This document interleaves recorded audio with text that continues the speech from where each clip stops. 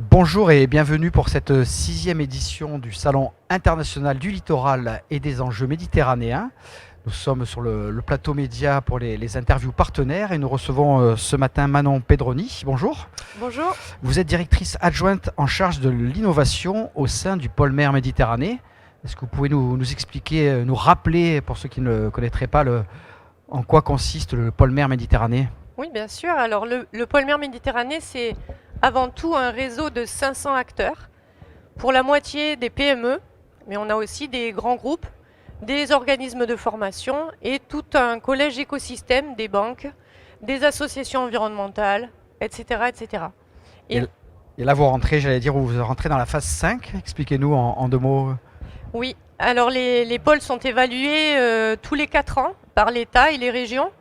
Et on fait le bilan en fait des 4 ans qui se sont écoulés et on se projette en fait sur les 4 ans à venir.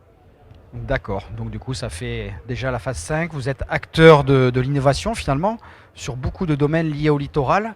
On a souvent des entreprises présentes ici au salon, mais en ce moment quelles sont un peu les grandes tendances de cette économie bleue qui est défendue en Méditerranée? Alors effectivement, notre stratégie d'accompagnement en fait de ce réseau d'acteurs est organisée autour de 6 grands domaines. Le domaine de la sécurité, défense et sûreté maritime. Le deuxième sujet concerne le naval et le nautisme, c'est-à-dire un navire plus intelligent, plus propre. On parle ici de décarbonation en fait du transport maritime par exemple. Les grands sujets liés aux ressources énergétiques et minières marines, et notamment en Méditerranée, un des grands sujets, c'est le domaine de l'éolien flottant, avec toutes les interactions avec les écosystèmes, comment s'intègrent en fait ces infrastructures en mer dans les écosystèmes existants, comment ils cohabitent avec les activités existantes comme la pêche. Et puis, il y a tous les enjeux liés à la formation et puis à l'adaptation des ports aussi à ces sujets-là. On a le domaine des ressources biologiques marines avec tout ce qui est pêche, aquaculture et biotechnologie bleue. C'est tout ce qu'on peut ressortir de la mer et de l'océan pour la santé, pour la cosmétique, pour l'alimentation. On a les sujets d'environnement et de valorisation du littoral.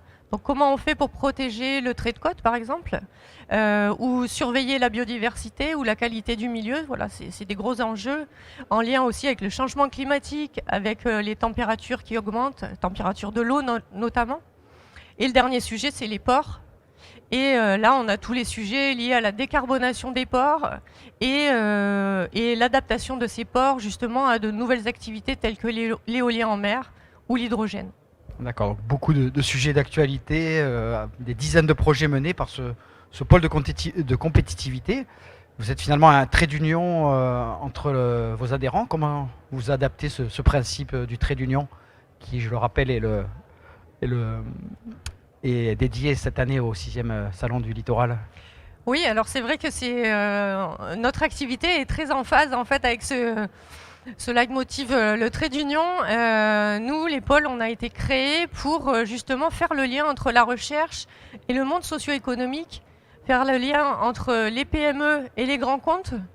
Donc, par exemple, on anime des démarches d'open innovation avec des grands comptes pour trouver des solutions innovantes venant de PME un peu pépites. On anime des journées techniques ou des réunions de groupe de travail pour mettre en relation en fait tout ce tissu d'acteurs.